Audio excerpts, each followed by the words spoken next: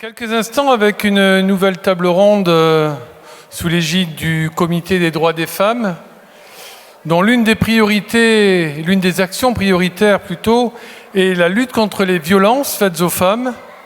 Donc ça va être tout l'enjeu de cette table ronde qui va mettre en lumière à travers un panel d'intervenants le parcours des victimes et les moyens qui sont mis en œuvre ici, en Principauté, pour accompagner ces victimes.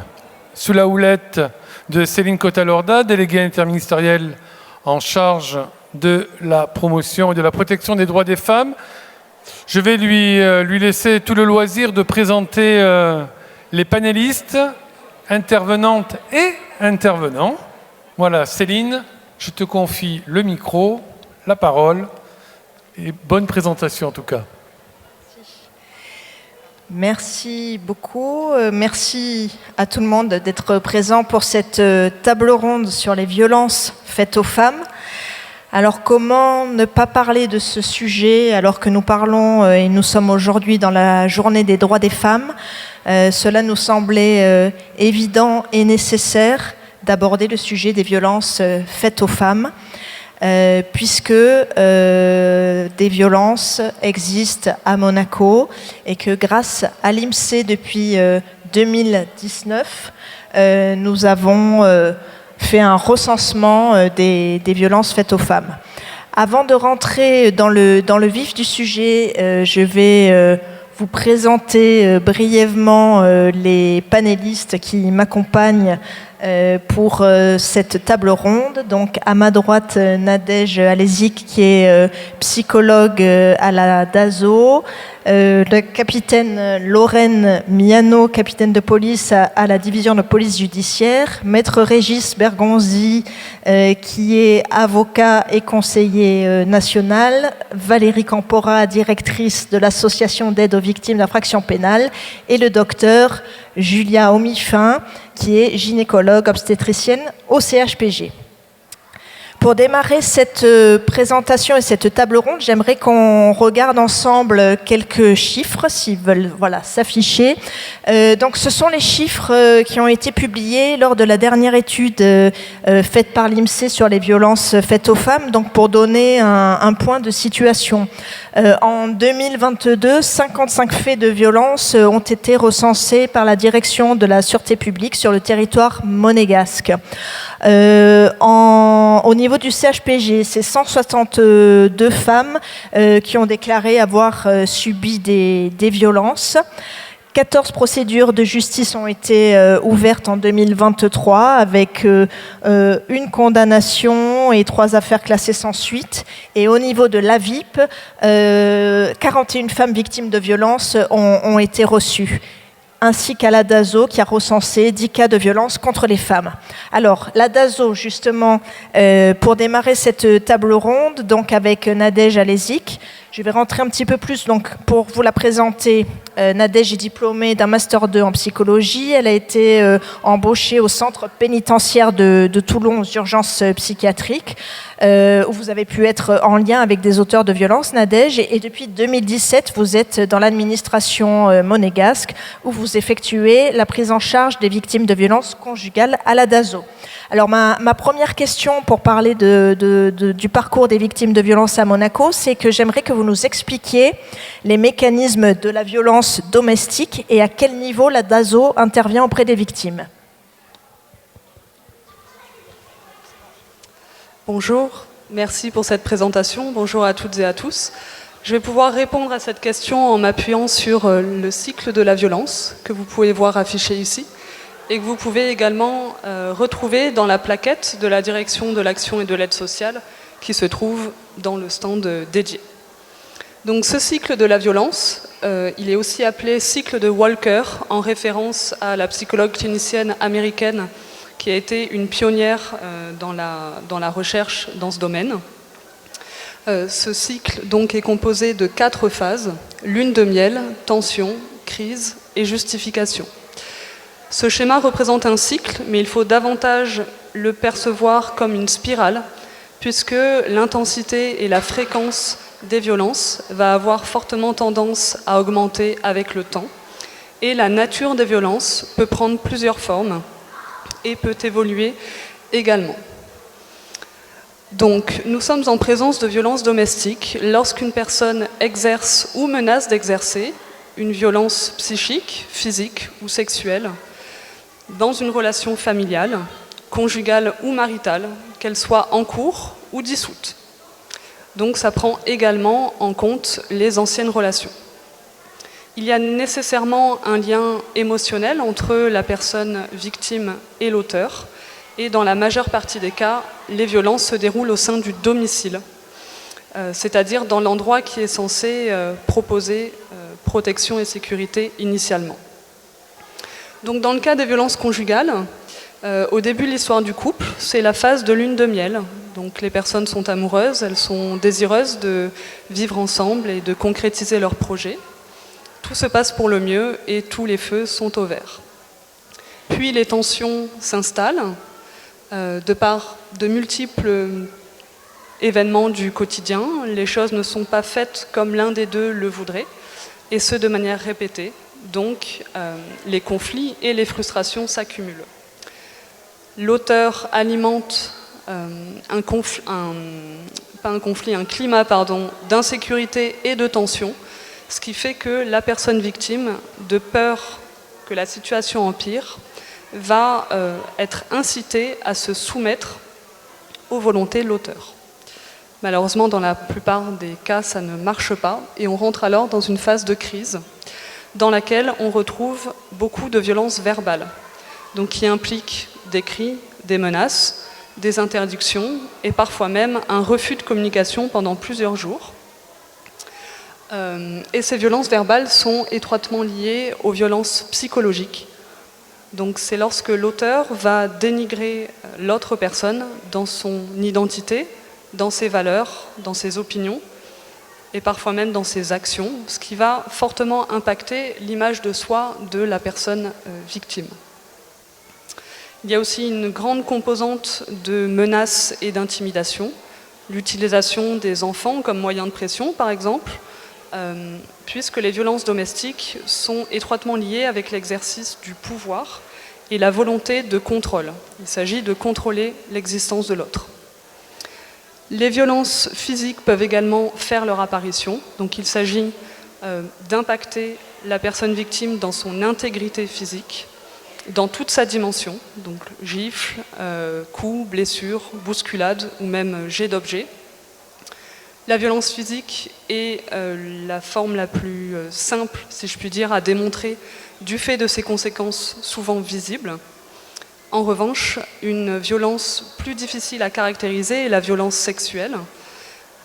Et c'est aussi la violence la plus difficile à révéler pour les personnes victimes. La violence sexuelle comprend toutes les pratiques sexuelles et ou les échanges à caractère sexuel non consentis, tels que les insultes, les viols, la prostitution, ou encore la diffusion d'images personnelles à caractère sexuel. Quelle que soit la forme des violences, l'auteur va rentrer dans une phase de justification. C'est-à-dire qu'après les actes de violence commis, il va réduire de manière efficace et convaincante la gravité des faits, tout en ne prenant pas en compte pas ou très peu responsabilité pour ces agissements, qu'il va attribuer à des causes extérieures ou accidentelles, en tout cas des causes qui ne dépendent pas de sa volonté. Donc, le phénomène d'emprise qui avait démarré doucement mais sûrement va prendre de l'ampleur au fur et à mesure que la personne victime va petit à petit intérioriser quelle est la responsable des violences de l'auteur du fait des agissements et du discours culpabilisant de ce dernier. Donc l'auteur va instrumentaliser l'empathie de la personne victime et on va retourner donc vers la phase de lune de miel, donc qui est une phase de demande de pardon, dans laquelle il va y avoir beaucoup de promesses et des phrases type telles que ça n'arrivera plus jamais, on va repartir de zéro, je ne m'en rendais pas compte, etc. Donc l'espoir va renaître pour les personnes victimes, parce que ça fait écho à des projets familiaux et affectifs qui ont pu être élaborés et nourris par la personne victime avec l'auteur. Malheureusement, dans la majeure partie des cas, le cycle se perpétue et les violences vont ressurgir. Statistiquement, il y a peu de procédures à l'encontre des auteurs en phase de lune de miel, et plus l'emprise est forte, moins il va y avoir de phases de lune de miel. C'est-à-dire qu'à un moment donné, pour être plus clair, à un moment donné, au fil des cycles, il ne va plus y avoir du tout de phase de lune de miel. Dans ces cas-là, les expositions au mépris, aux violences, au contrôle vont être permanentes et la personne victime va s'ajuster, se suradapter aux besoins de l'auteur et on va se retrouver dans un état de détresse de la personne victime. Elle va renoncer à sa propre expression, elle va renoncer à la satisfaction de ses propres besoins. En somme, elle va renoncer à sa liberté et à son autonomie. Heureusement, aujourd'hui, de plus en plus de personnes sont sensibilisées et formées à la question des violences domestiques et conjugales, et de plus en plus de dispositifs existent également pour prendre en charge les victimes. Au niveau de la DASO, la plupart du temps, ça débute par un entretien avec les assistantes sociales de polyvalence, qui est un binôme de professionnels qui reçoit des usagers qui ont des demandes très diverses. Dans une minorité de cas, les personnes expriment directement être victimes de violences, et dans une majorité des cas, c'est au cours de l'entretien que les professionnels vont détecter et identifier des situations à risque. Lorsque c'est le cas, il y aura 3 axes majeurs, globalement. Une mise à l'abri en urgence de la personne victime, c'est-à-dire l'extraire du domicile familial ou conjugal dans lequel réside la plupart du temps l'auteur. Il s'agit de la mise en place aussi d'aides sociales et financières en collaboration avec la Croix-Rouge monégasque pour les personnes en besoin. Et enfin, une orientation vers la VIP pour le côté associatif et ou vers moi pour le côté fonction publique, pour une prise en charge psychologique durant laquelle je vais travailler plusieurs notions clés telles que la reconstruction des capacités d'autonomie ou encore la reconnaissance du statut de victime. Donc, en conclusion, le travail de concert et en collaboration avec les différents partenaires en principauté est absolument crucial, tant sur le plan de la prévention que de la prise en charge. Merci.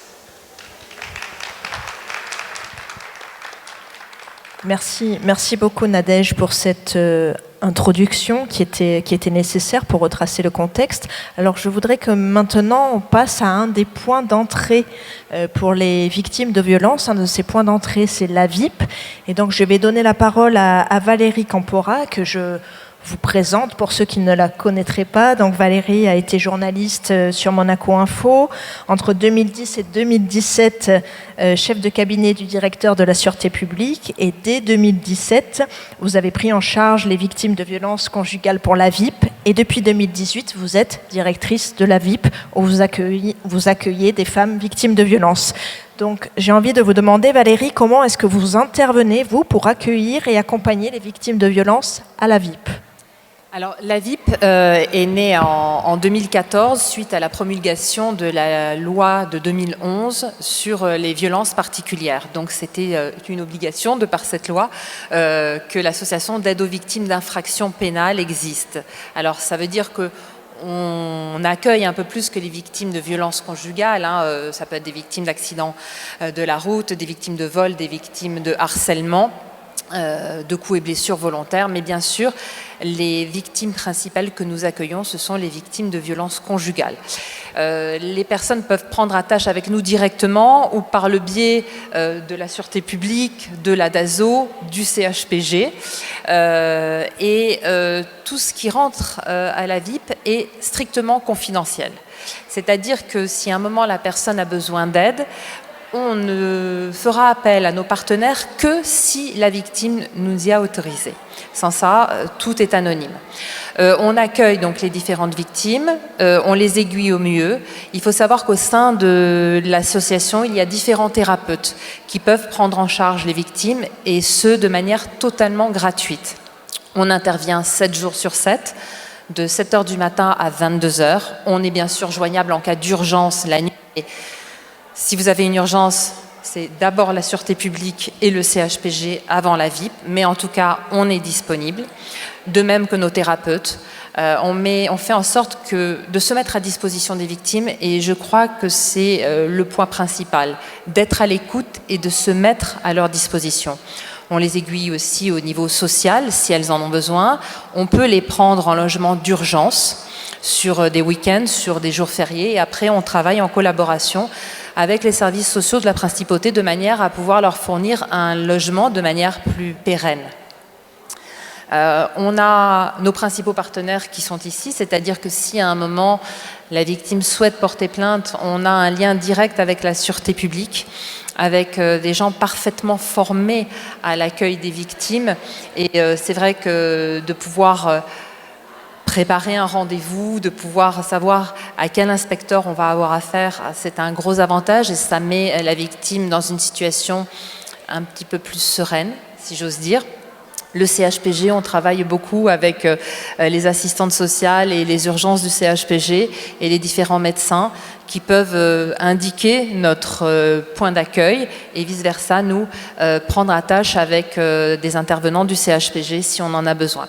Je dois dire aussi que les avocats ont été très présents, notamment quand Maître Bergonzi était bâtonnier. On a pu établir une convention pour pouvoir assurer aux victimes qui n'ont pas de droit à l'assistance judiciaire parce que des revenus un petit peu plus importants, d'avoir quand même accès à des avocats.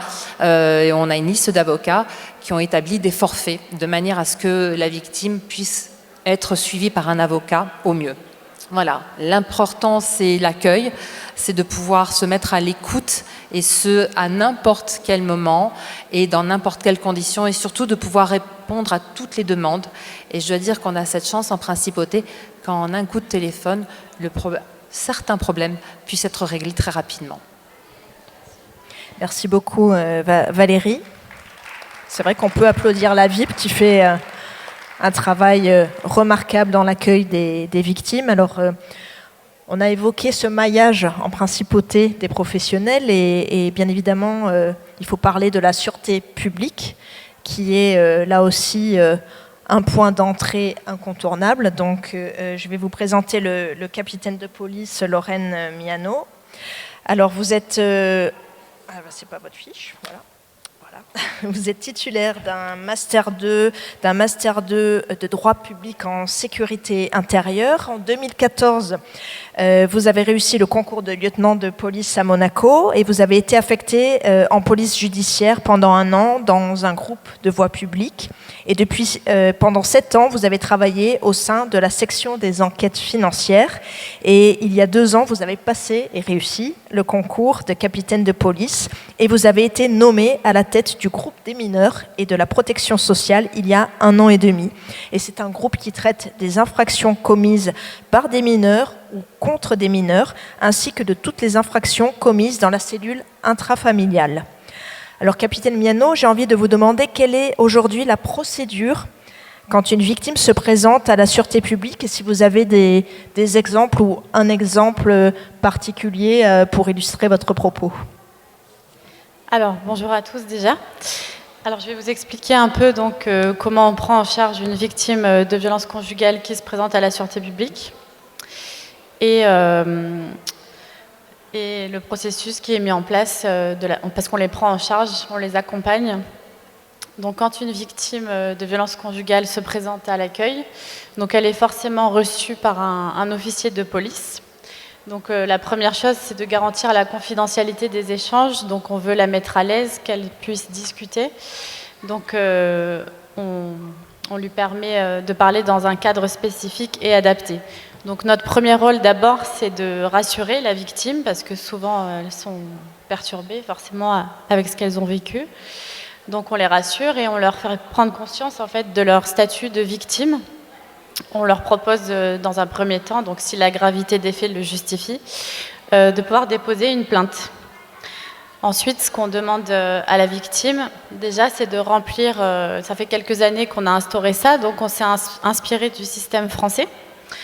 Donc on demande à la victime de remplir une grille d'évaluation du danger. Donc ça permet d'apprécier la gravité du danger, s'il y a une urgence, des choses comme ça. Donc en fait, c'est un formulaire type donc, qu'on va remettre à la victime. Donc ce formulaire est composé de plusieurs questions. Donc il y a 23 questions qui sont vraiment fermées.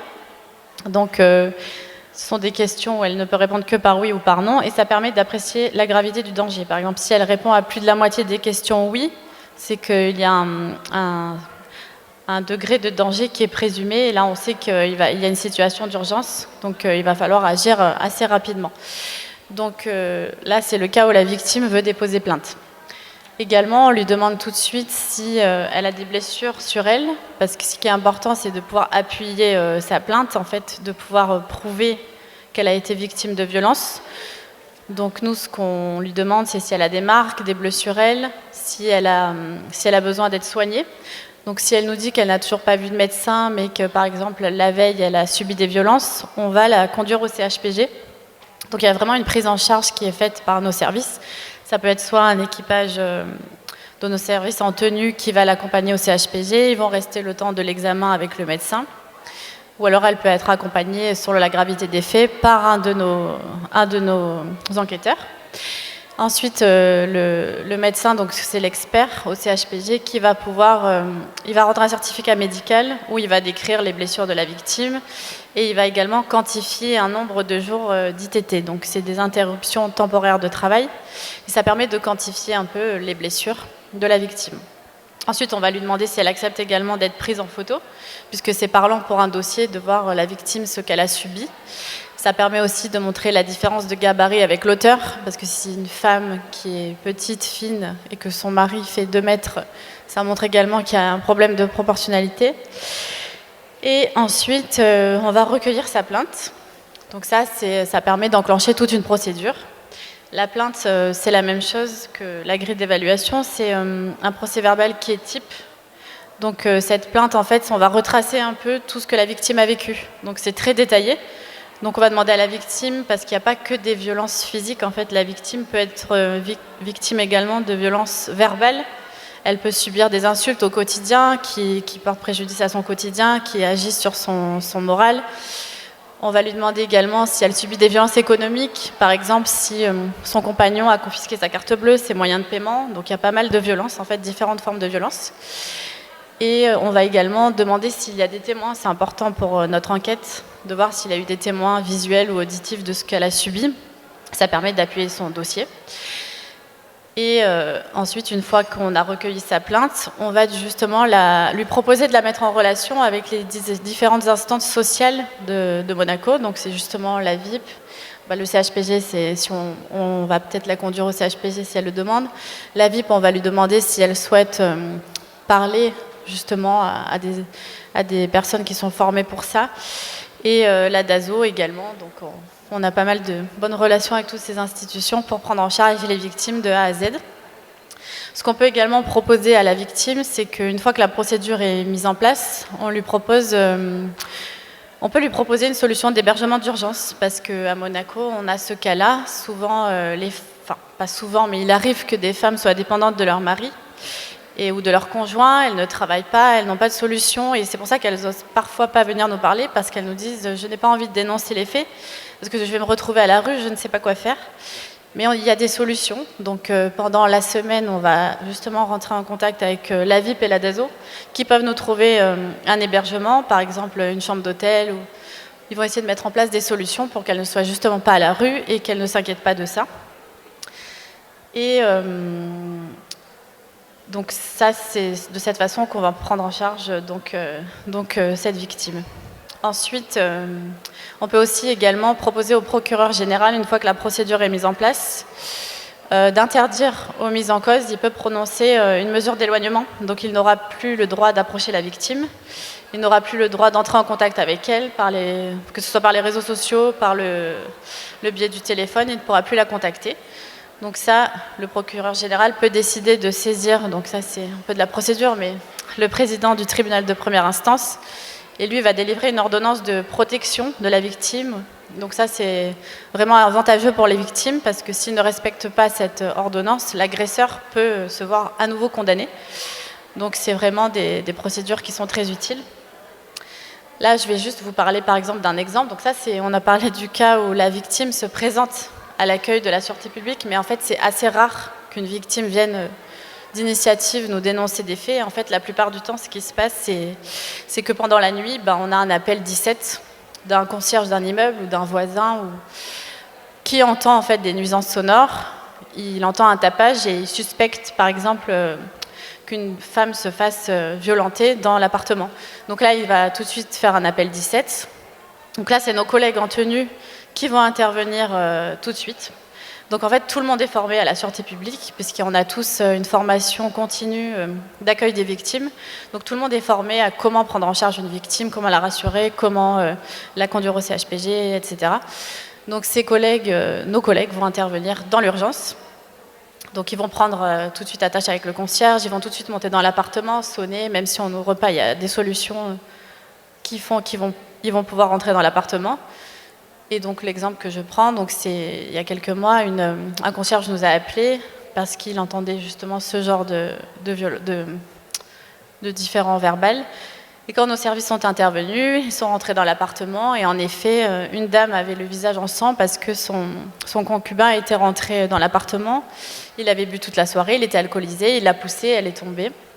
Et du coup, elle était blessée. Donc nos collègues ont tout de suite séparé forcément l'agresseur de sa victime, ont conduit cette dame au CHPG pour qu'elle puisse être soignée. Et après, nous, on a procédé à l'interpellation du mis en cause. On l'a ramené à la direction. Bon, après, c'est l'enquête pénale qui s'est mise en place. Il a été placé en garde à vue. Et une mesure d'éloignement a été prononcée à son encontre. C'était son concubin. Et ce qu'il faut également savoir, c'est que cette fois-ci, la victime n'avait pas voulu déposer plainte. Donc même si la personne a peur, ne veut pas déposer plainte, nous, on va quand même enclencher la procédure parce que c'est une situation trop grave pour nous. Et on va quand même mettre l'agresseur devant le fait accompli et il va devoir répondre de ses actes. Donc peu importe, même si la victime ne veut pas que ça se fasse, il va quand même y avoir quelque chose de fait. On ne va jamais la laisser à l'abandon, je pourrais dire. Donc voilà, c'est une prise en charge qui est faite. Tous les personnels sont formés. J'aimerais aussi ajouter que dans notre groupe, on a 2 assistantes sociales qui nous épaulent. Parce que des fois, les victimes de violences ne veulent absolument pas qu'il y ait d'écrit. Bon, alors ça, on fera quand même une main courante. Il y aura toujours une trace à nos services. Mais si elle veut vraiment pas déposer plainte, on ne peut pas la forcer à le faire. Mais par contre, des fois, elles ont juste envie de parler, de nous raconter ce qui se passe. Et donc, du coup, les assistantes sociales sont vraiment très importantes pour nous. Ça leur permet de leur parler, de les rassurer et également de faire le lien avec les différentes instances sociales de la principauté. Voilà, donc je pense avoir fait un peu le tour de ce qu'on fait après. Mais merci beaucoup pour votre travail. Merci de nous avoir expliqué ce qui, effectivement, des fois, n'est pas toujours évident à comprendre, le fait que les victimes ne veulent pas toujours porter plainte, et pour autant, c'est important dans la procédure.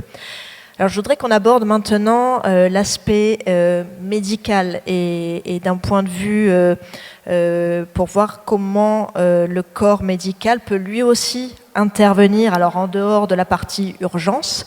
Et donc, on va parler avec le docteur Omifin, qui est gynécologue obstétricienne au CHPG. Donc, vous avez été interne puis chef de clinique des hôpitaux de Marseille.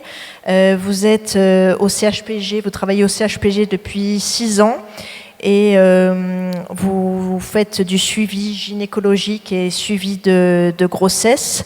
Et vous avez également passé le diplôme interuniversitaire Grenoble-Paris-Necker en 2020 sur la prise en charge des victimes de violences, sur les violences faites aux femmes. Donc moi, je voudrais que vous nous expliquiez, en tant que gynécologue, quel est votre rôle dans la détection des signes de violence conjugale et comment est-ce que vous allez intervenir pour accompagner ces victimes ? Alors, bonjour, merci. Alors en tant que professionnel de santé de la femme, on a un rôle important, on va dire, dans le dépistage, mais aussi dans la sensibilisation des patientes aux violences. On sait que pendant la grossesse, en fait, la grossesse est un élément déclencheur des violences dans 40% des cas. Donc on est très sensible aux violences. Et le fait d'avoir été formé aux violences faites aux femmes, on a pu mettre en place un dépistage systématique des patientes qui se présentent au CHPG. Et je peux dire que la majorité de mes collègues, et en tout cas la majorité des sages-femmes et des gynécologues, maintenant réalisent un dépistage systématique des violences. Alors c'est sûr que c'est pas évident. Au début, on a tellement peur de ce qu'on va entendre, qu'on va regarder nos chaussures et poser la question un peu de manière détournée. Puis après, quand on prend confiance, on pose la question. Moi, je pratique le dépistage maintenant depuis quelques années. Je pose la question à toutes mes patientes. Je pose, voire je repose, je reformule et j'insiste.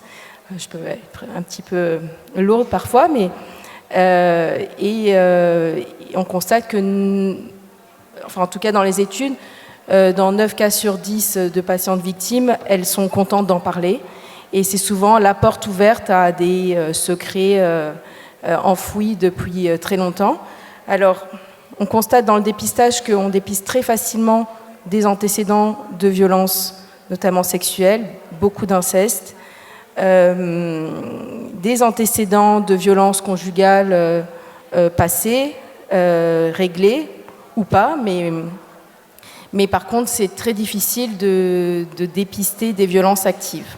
Alors, comme on l'a vu tout à l'heure, en fait, en fonction du moment où on est dans le cycle de Walker, si on est en phase de lune de miel, elle a des bonnes excuses pour dire que son mari va se calmer. Si on est dans une phase d'emprise telle qu'elles ont peur, ou même parfois, en fait, elles ne s'en rendent même pas compte qu'elles sont dans un schéma de violence. Alors, au CHPG, on a mis pas mal d'affiches dans les salles d'attente. Il y a aussi l'affiche de la VIP. Voilà, donc on est en lien avec les associations. On a mis des petits violentomètres dans les toilettes. Alors, je ne sais pas si vous connaissez le violentomètre, mais ça permet un petit peu de situer dans sa relation, savoir si on est dans un schéma de violence au sein de son couple. Donc voilà, je pense que le dépistage fonctionne assez bien, mais voilà, on n'est pas très très bon pour dépister les violences actives. Alors, on a quelques petits signes évocateurs qui vont nous mettre la puce à l'oreille parce que maintenant, on commence à... Comme je dis souvent, on porte les lunettes, on arrive à identifier. Parfois, on voit une patiente rentrer dans la salle et on se dit « Oula, je sens que je vais découvrir quelque chose ». Et souvent, on ne se trompe pas. Et notamment dans les suivis de grossesse, parce que c'est là qu'on doit intervenir parce qu'il y a quand même un bébé, une famille à venir.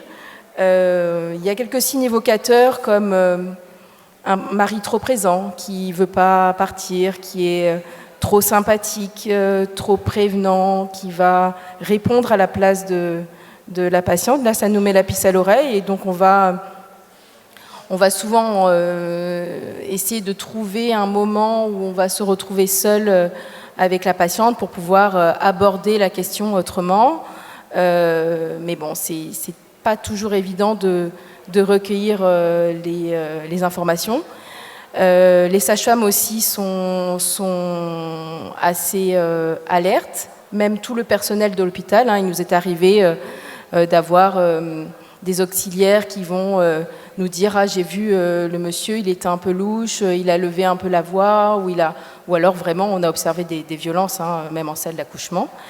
Voilà, donc pour le dépistage, notre rôle, il est principalement là, aussi après alerter les patientes sur, les sensibiliser, j'ai envie de dire, à ce que sont les violences, leur expliquer les mécanismes mis en place, le cycle de Walker, le psychotraumatisme, l'amnésie traumatique, etc., pour qu'elles reconnaissent leur statut de victime.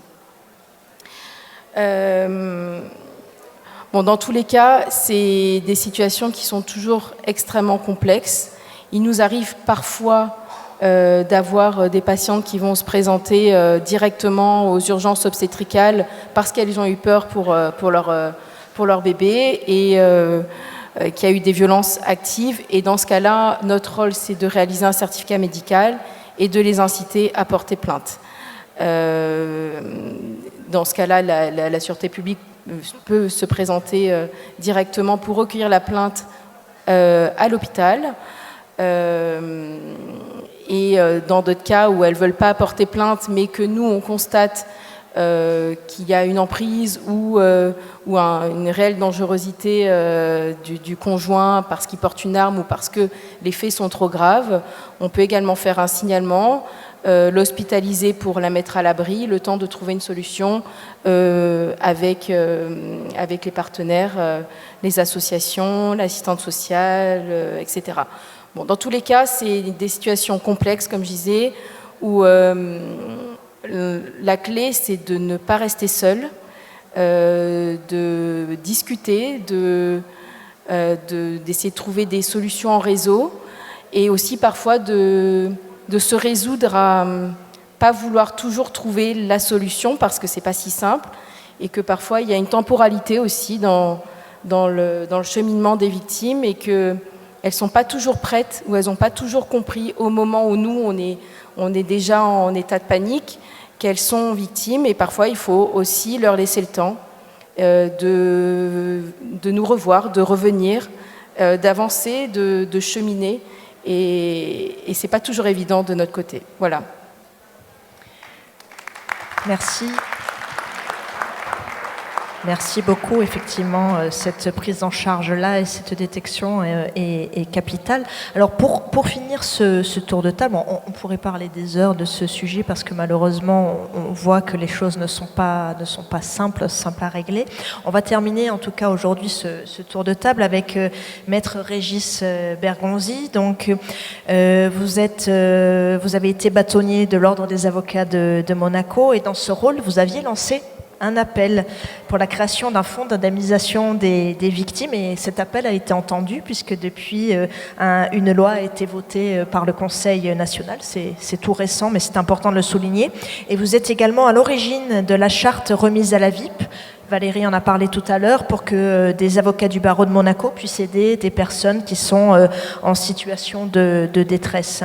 Et vous êtes conseiller national depuis février 2023 et auteur aussi récemment d'une proposition de loi sur le handicap. Et vous avez été et vous êtes avocat de plusieurs victimes de viols ou violences conjugales. Alors, Maître, j'aimerais que vous nous expliquiez comment vous êtes impliqué dans la lutte contre les violences faites aux femmes, et comment le cadre légal a évolué récemment à Monaco sur ce sujet. Déjà, merci beaucoup Céline pour cette invitation. L'avocat est un peu au cœur en contact en tout cas avec l'ensemble des personnes qui m'entourent dans le cadre de sa fonction dans cette matière considérée. Nous recevons des clientes qui peuvent alléguer par moment avoir été victimes de violences, ou alors on le découvre au fur et à mesure de l'entretien ou de la découverte du dossier. Et donc on va se retrouver un peu dans toutes les problématiques qui ont été présentées les unes après les autres. La psychologie parce que ce passage à la dénonciation des faits est éminemment complexe, éminemment difficile pour tout un chacun. Tout un chacun, par programmation, indépendamment des questions de violence, aura du mal, par principe, par programmation, à se dire « je vais me retrouver seul ». J'étais en couple, j'étais dans une famille, cela va exploser, je vais me retrouver seul, les années sont passées, j'ai peut-être vieilli, peut-être que j'aurai moins de succès sur le marché des transferts, j'élabore un peu. Être seul, ça ne fait plaisir à personne. Donc, les violences en plus, effectivement, il y a cet aspect déclencheur qu'il faut parfois un peu pousser. Je me rappelle d'une dame qui était dans mon bureau, qui pleurait, accompagnée des bonnes amies, et qui ne voulait pas porter plainte. Et je lui ai dit, maintenant ça suffit, si vous ne portez pas plainte à l'avenir pour les faits qui vont se produire, ce n'est plus la peine de revenir me voir. Elle est sortie un peu secouée par ma personne de mon étude, et dans la semaine qui a suivi, elle est venue dénoncer à la sûreté publique une fourchette plantée dans un bras. La semaine qui a suivi. Donc là, on n'était pas en train de parler de faits passés, on était en train de parler de faits de la semaine, des jours qui ont suivi. Donc c'est pour dire le degré de violence qui se passait dans ce couple complètement dysfonctionnel. La psychologie est déterminante parce que, dans cette approche-là, parce que les dossiers les plus difficiles, les plus douloureux, sont ceux où il n'y a pas d'argent pour faire vivre 2 foyers divisés au lieu d'un seul. Cela coûte moins cher d'habiter à 2 sans s'entendre sous le même toit que l'un d'un côté, l'autre de l'autre. Et quand il n'y a pas d'argent, il y aura un blocage. Ce sont les dossiers les plus douloureux, pénibles à vivre. Je ne parle pas des dossiers où il y a beaucoup d'argent de tous les côtés, ça c'est un autre sujet. Mais les dossiers où il y a un manque d'argent, c'est assez terrible parce que les gens sont condamnés à vivre sous le même toit et à se taper dessus. Et alors là, c'est explosif. Ça, c'est pour la psychologie. Sur les preuves, bien évidemment, ce qui se passe dans les 4 murs d'une chambre, ça relève du privé par définition. Les preuves médicales sont très importantes, essentielles. Tout ne se voit pas, et encore plus les violences psychologiques que les violences physiques, mais sur les violences physiques, le médical peut apporter beaucoup de choses. C'est sûr que s'il y a des traces de sang à droite, à gauche, la sûreté publique fera son office, il viendra relever avec une lampe spéciale les taches qui pourraient apparaître de ci, de là, et cela va beaucoup aider. Même s'il y a eu une tentative de les effacer, les preuves seront déterminantes. Mais au niveau médical, par exemple, il y a un dossier que j'ai à l'esprit, dans lequel il y a, sur une côte, une personne alléguant avoir porté un bébé au moment d'avoir été poussé, il y a un cal osseux. Cal osseux m'intéresse énormément et a justifié d'essayer de pousser plus en avant les investigations policières qui, selon moi, avaient été peut-être insuffisantes, on le verra bientôt. Mais en tout cas, le médical est vraiment, vraiment déterminant. Et là-dessus, il y a eu une avancée qui a été faite du côté médical, qui a été de faire un certificat d'ITT fondé sur le choc, le traumatisme de la personne considérée. Et ça a été quand même un petit plus. La VIP connaît très, très bien cette situation parce que c'est eux qui m'en ont parlé les premiers. Donc, c'était intéressant pour essayer de faire revivre un dossier qui manque un petit peu en preuve.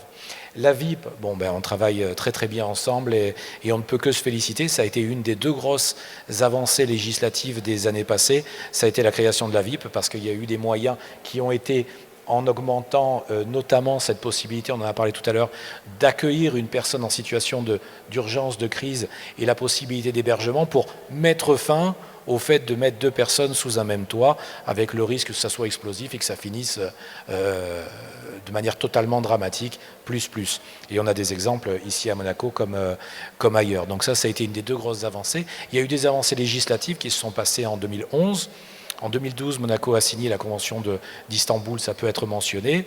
2021 aussi une avancée qui est alors une première fois c'était pour cibler plus les violences de personnes vivant sous le même toit, 2011. 2021, ça a été de renforcer les sanctions. Mais 2023, je me permets d'y insister comme la 2e grosse avancée en parallèle de la création de la VIP, ça a quand même été l'indemnisation des victimes.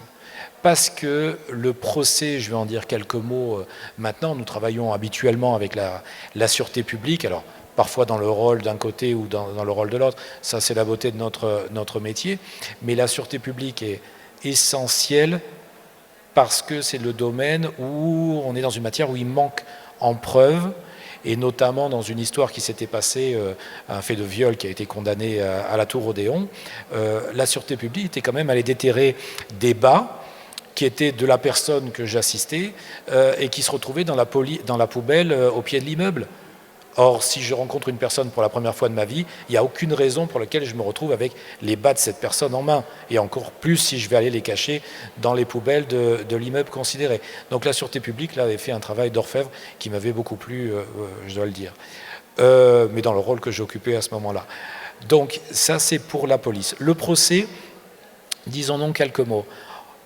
Le procès, c'est un engagement pour la personne qui va dénoncer des faits de viol, de violence conjugale, l'un ou l'autre d'ailleurs, ça peut être différent ou lié, mais on dit généralement que la personne est violée 3 fois au moment des faits, au moment de l'enquête et au moment du procès, parce que tout un chacun n'a pas envie de venir débattre de sa vie intime, la plus intime qui soit, devant de parfaits inconnus qui ne vous connaissent pas, des hommes, parfois des juges, avocats ou quoi que ce soit, qui ne vous connaissent pas et qui va savoir tout sur votre intimité la plus profonde.